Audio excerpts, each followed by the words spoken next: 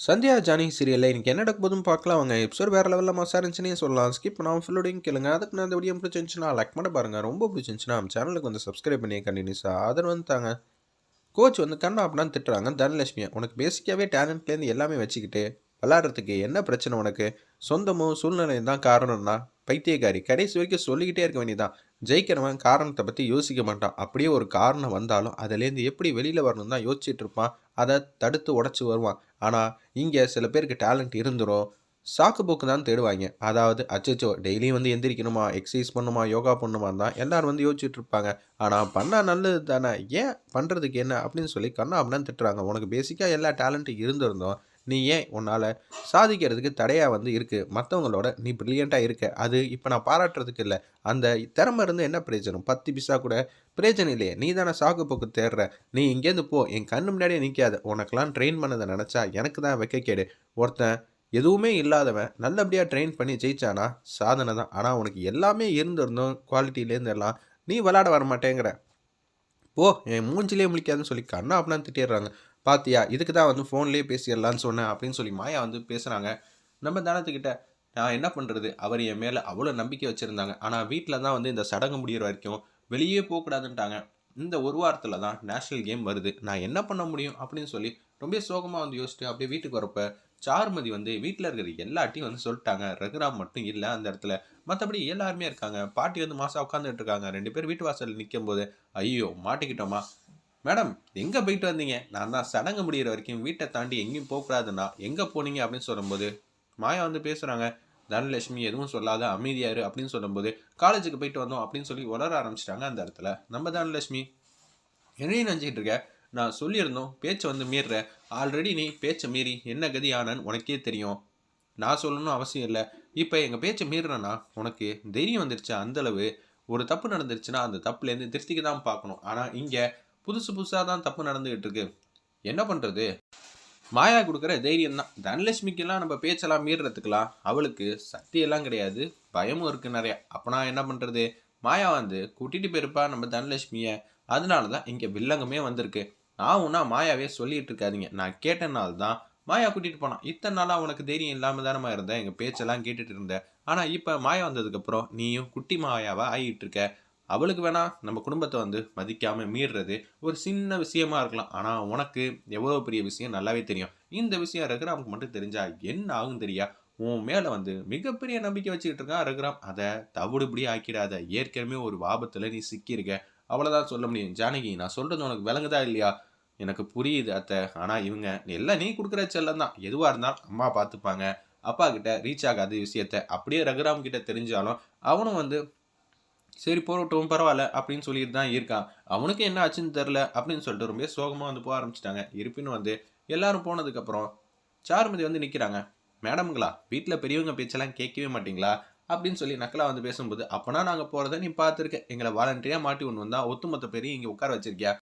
சரியான சந்தர்ப்பத்தில் உன்னை மாட்டி விட்டு நீ எவ்வளோ பெரிய கேடின்னு நான் நிரூபிச்சு காட்டுறேங்கிற மாதிரி மாயா வந்து சவால் விடுறாங்க. நான் கேடியோ இல்லையோ என் வாழ்க்கைக்காக எனக்கு பாட்டு பாட தெரியாது. என்ன பக்கத்தில் வந்து ஒரு மியூசிக் இன்ஸ்ட்ருமெண்ட்டை வச்சு நான் சிங் பண்ணுற மாதிரி கொண்டு வந்தேன். இது பெரிய ஒரு விஷயமா? போட்டின்னு வந்துட்டா ஜெயிக்கிறது தான் முக்கியம். அது திறமையோட ஜெயிக்கணும். நீ திறமை இல்லாமல் எல்லாரோட வாய்ஸும் எடுத்துக்கிட்டு நீயா பாடுறது ஒரு திறமை இல்லை. நீ எல்லாம் எங்களுக்கு அறிவுரை சொல்கிற அளவுக்குலாம் வரல. அப்படி தான் செய்வேன். அடுத்தது எவ்வளோ பெரிய பிரச்சனையாக இருந்தாலும் உன்னை மாட்டி விட்டுட்டு தான் தெரிவேன். கூடிய சீக்கிரம் உன்னை வீட்டை விட்டு துரத்துறேன்னு மாயா ஒரு பக்கம் சவால் விடுறாங்க. உன்னை நான் வீட்டை விட்டு துரத்துறேன்னு சாருமதி ஒரு பக்கம் சவால் விட்டுட்டு இருக்காங்க. 2 பேரும் சோகமாக வந்து மாடிக்கு வந்து போகிறாங்க. நம்ம தனலட்சுமி பாட்டி இப்படி திட்டுவாங்கன்னு நினச்சி கூட பார்க்கல. ஆல்ரெடி ஒரு தப்பு பண்ணிட்டேன்னு திருப்பி அதை பேசியிருக்காங்க பார்த்தியா, அன்றைக்கி தெரியாமல் தானே நடந்துச்சு அப்படின்னு சொல்லும்போது, ஏய் திட்டுறது என்ன அர்த்தம்? திட்டுனா நம்ம மேலே அன்பு பாசம் இருக்கிறனால தான் திட்டுவாங்க. அவங்க நம்பிக்கையை உடைக்கிறதுனால தான் இவன் போய் இப்படி பண்ணிட்டானா அப்படின்னு சொல்லி திட்டுவாங்க. மற்றபடி ஒன்றுமே இல்லை. அப்போனா அன்பு பாசம் தான் காரணமா திட்டுறதுக்கு அப்படின்னு சொல்லி யோசிக்கிறாங்க. அந்த இடத்துல நம்ம தனலட்சுமி, அப்போ நான் கோச்சு கூட என் மேலே அன்பு பாசம் இருந்ததுனால தான் திட்டினாங்களா? ஆமாம், உன் பேல மழை போல் ஒரு நம்பிக்கை வந்து வச்சுருந்தாங்க. எப்படி இருந்தாலும் உன்னால் அவருக்கு பெருமை, காலேஜுக்கு பெருமை, அவர் சாதிக்க முடியாததை உன்னை வச்சு சாதிக்கணும்னு தான் ஆசைப்படுறாரு. ஒரு கோல்டு மெடல் வாங்க மாட்டியான்னு அதில் போய் நீ மண்ணள்ளி போடுற மாதிரி, நான் எடுத்தோடனே வந்து கலந்துக்க மாட்டேன், எனக்கு குடும்பம் தான் முக்கியம் அப்படின்னா உன்னால சாதிக்க முடியாதுங்கிற விஷயத்த வந்து அவர் கண்டுபிடிச்சிட்டாப்ல. உனக்கு ட்ரெயின் பண்றது வந்து வேஸ்ட்டுன்னு தெரிஞ்சனால தான் அவர் ஆதங்கப்பட்டு பேசுறாப்ல. அவரோட கனவுக்கு ஏகப்பட்ட தடை வந்து வந்திருக்கும். இப்ப அந்த தடையெல்லாம் மீறி உன்ன வச்சு ஒரு கோல்டு அடிக்கணும்னு பார்த்துருக்காப்ல.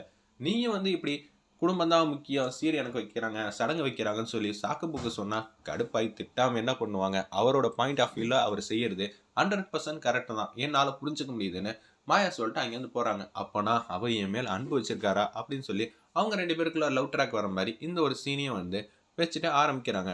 அந்த கோச் வந்து சோகமா வந்து அந்த கோர்ட்ல உட்காந்துக்கிட்டு அந்த டென்னிஸ் பேட்டையே பார்த்துக்கிட்டு இருக்காங்க. உன்னை நான் எப்படி நம்பியிருந்தேன்? நீ எனக்கு ஏதாவது ஒன்று செஞ்சு தருவ, கோல்டு வந்து உன்ன மூலமாக வாங்கி தரலாம் தான் பார்த்தேன். நீ நம்பிக்கையே சதைச்சிட்டல.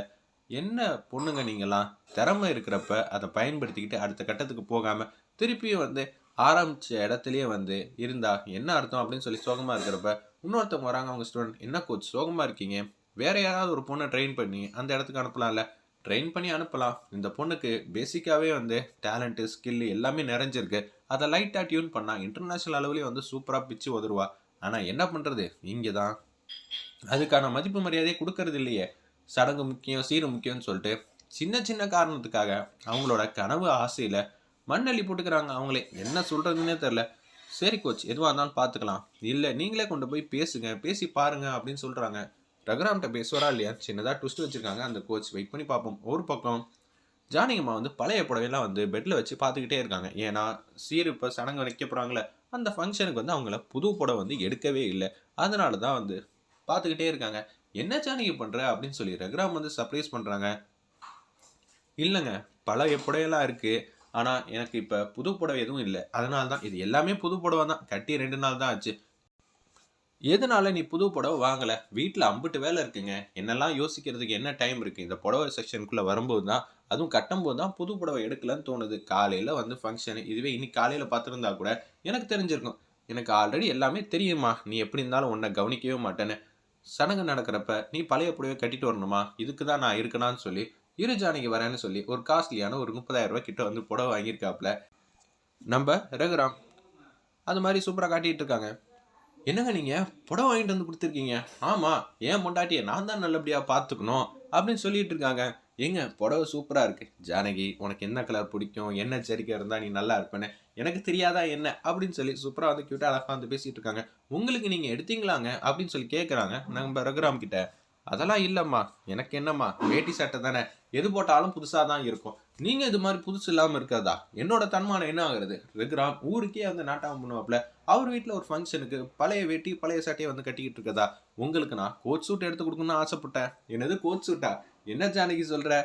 ஆசைப்பட்டேங்க, ஆனால் நீங்கள் போட்டுப்பீங்களா இல்லையான்னு தெரில, அதனால தான் அப்படின்னு சொல்லிட்டு அவங்க பீரோவை திறந்து இதே மாதிரி வந்து சூப்பரான பட்டு வேட்டி பட்டு சட்டை வாங்கிட்டு வந்து கொடுத்துருக்காங்க. பாத்தியா, நம்ம 2 பேருக்குள்ள பாண்டிங் இத்தனை வருஷம் கழிச்சு நம்ம எங்கேருந்து ஆரம்பிச்சோமோ அதே மாதிரி தான் ஒவ்வொருத்தர் மேலே அன்பு பாசம் எல்லாமே வச்சுருக்கோம். இதே மாதிரி எல்லாரும் வந்துட்டா நல்லா இருக்கும்ல அப்படின்னு சொல்லி சந்தோஷமாக பேசிகிட்டு இருக்காங்க. அடுத்த நாள் காலையில் வந்து பொழுது வந்து விடியுது. சடங்கு வந்து செய்யறதுக்காக 3 பேரும் வந்து உட்காந்துட்டு இருக்காங்க. மாயா, சாருமதி, தனலட்சுமிலாம் எல்லாரும் உட்காந்துட்டு இருக்காங்க. சந்தனம், குங்குமம், அந்த பந்தக்கால் நட்டு என்னென்னமோ ஃபங்க்ஷன்லாம் பண்ணுற மாதிரி காட்டி எபிசோட் வந்து அருமையாக மாதம் முடிச்சிருந்தாங்க.